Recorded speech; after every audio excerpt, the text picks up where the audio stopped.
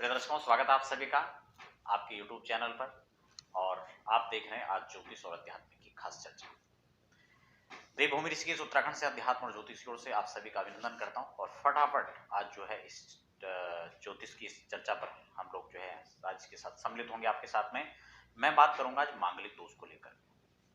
हम लोग जब जन्म कुंडली का विश्लेषण करते हैं, तमाम कई प्रकार की बातें सामने आती हैं कि केवल मांगलिक दोष होने के कारण से कई बार अच्छे रिश्ते नहीं बन पाते। समस्याएं कई हो जाती हैं। कुंडली मिलान के दौरान हम देखते हैं कि बहुत सारे ऐसे बिंदु होते हैं कि जिनको लेकर के फिर जो है रिश्ते की बात वहीं पर खत्म हो जाती है। अब हमें इस पर क्या विचार करना चाहिए, मांगलिक का क्या सीधा सीधा नियम होता है, मांगलिक हम लोग कैसे देखते हैं, मैं आपको समझाऊंगा। आप अपनी जन्म कुंडली के अंदर इस चीज को देख सकते हैं कि आपके साथ भी अगर ऐसा ही कुछ हो रहा है तो आज आप इस एपिसोड को जरूर देखें, आपके लिए बहुत महत्वपूर्ण हो सकता है।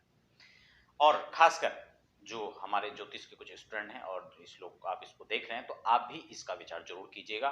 क्योंकि वैसे तो मांगलिक का जहां तक कई लोग कहते हैं आंशिक मंगल है, बड़ा हास्यास्पद होता है। तो खैर मैं उस पर ज्यादा चर्चा नहीं करूंगा, मैं सीधे अपने टॉपिक पर ही आज चर्चा करूंगा। बहुत छोटी वीडियो रहेगी लेकिन आपके लिए काफी विस्तार से मैं इसको जानकारी दूंगा।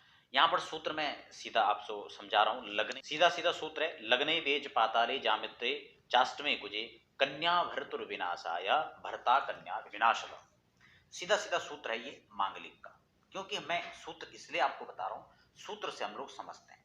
क्योंकि आजकल क्योंकि ज्योतिष का विषय एक ऐसा है कि हर लोग ज्योतिष को नहीं समझते हैं, लेकिन सूत्र हम लोग कहाँ पढ़ते हैं, मैथ के अंदर हो या फिर कोई भी चीज है, हमें किसी भी चीज को हल करना होता है तो उससे एक सूत्र होता है, एक विधि होती है और उन्हीं सूत्रों से हम तमाम सवालों को हल करते हैं। मैं इसको भी आपको एक सूत्र के माध्यम से हल करवा रहा हूं इस प्रश्न को। ये तो जो मैंने सूत्र आपको समझाया ये सीधा सीधा सूत्र है, मांगलिक दोष कैसे बनता है। इसी प्रकार से काल सर्प का है कि काल सर्प कैसे बनता है, वो भी बड़ी भ्रांति बनी रहती है।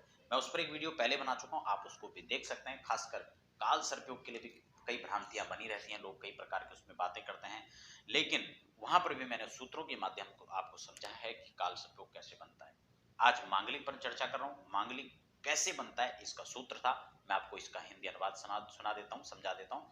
यदि जन्म कुंडली में आपके लग्न में, बड़े ध्यान से सुनना, लग्न कहते हैं पहले घर को यानी फर्स्ट हाउस को, उसके बाद चौथे घर में यानी लगन से 1 2 3 4 चौथे घर में, फिर उसके बाद 7वें घर में, 8वें घर में या फिर 12वें घर में यदि मंगल बैठा हो तो सीधा सीधा मांगलिक है।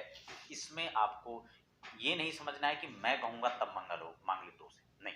आप स्वयं देखिए ना उसको, आपकी जन्म कुंडली के अंदर मांगलिक दोष बन रहा है या नहीं बन रहा है, आप इसको स्वयं देखें। मेरे कहने से क्यों मानते हैं आप उसको देखिए। क्या आपकी कुंडली में लग्न में मंगल है तो आप मांगलिक हैं, सप्तम में मंगल है मांगलिक हैं, चौथे में है मांगलिक हैं, 8वें में है तो मांगलिक हैं, और 12वें भाव में मांगलिक मंगल है तो आप मांगलिक हैं। अब मांगलिक को लेकर के लोग, मैं देखता हूं कई बार बच्चे की जन्म कुंडली बनाते हैं लोग और उसमें कहते हैं आपका बच्चा तो मांगलिक है। भैया मांगलिक है तो इससे दिक्कत क्या है?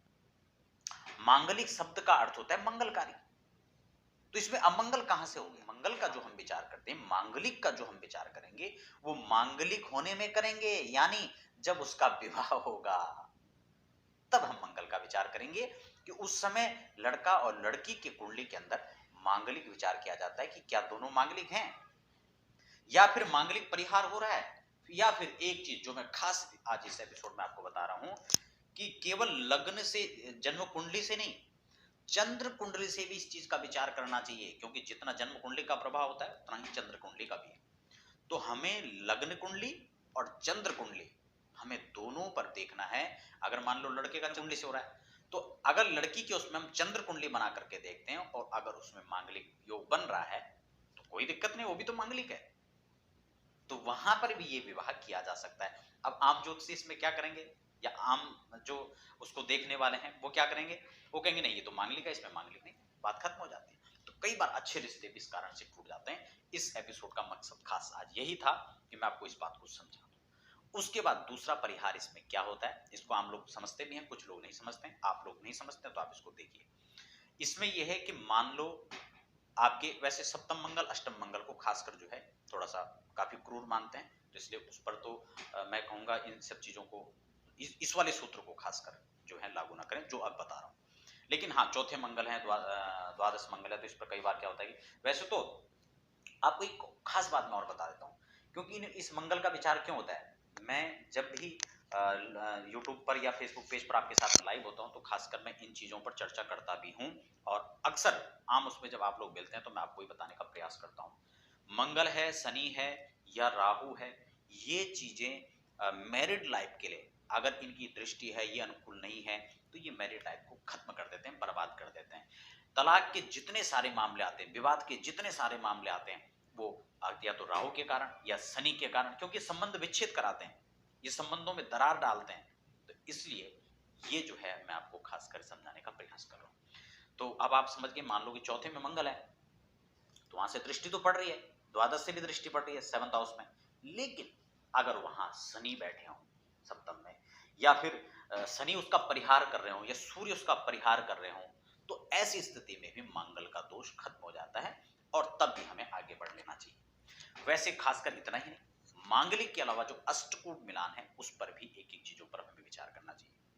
उस पर कैसे विचार होता है, किन चीजों का कितना विचार करना चाहिए, कौन सी चीज किसके लिए बली होती है, मैं इसको लेकर के क्रम से एक वीडियो आपके लिए बनाने वाला हूं, ताकि आप इसको भी समझें और उस पर भी आप लोग चिंतन मनन करें। हाँ, यदि एपिसोड आपको समझ में आता हो और मांगलिक की चर्चा आपको समझ में आता है तो आगे शेयर करना आप बिल्कुल ना भूलें, क्योंकि ये वीडियो आपके काम के साथ साथ अपनों के भी काम आ सकती है। कमेंट में मुझे बताएं अगर आपको कोई बात समझ ना आई हो। तो आप सभी बने रहें अध्यात्म ज्योतिष के साथ में। आप सभी का धन्यवाद।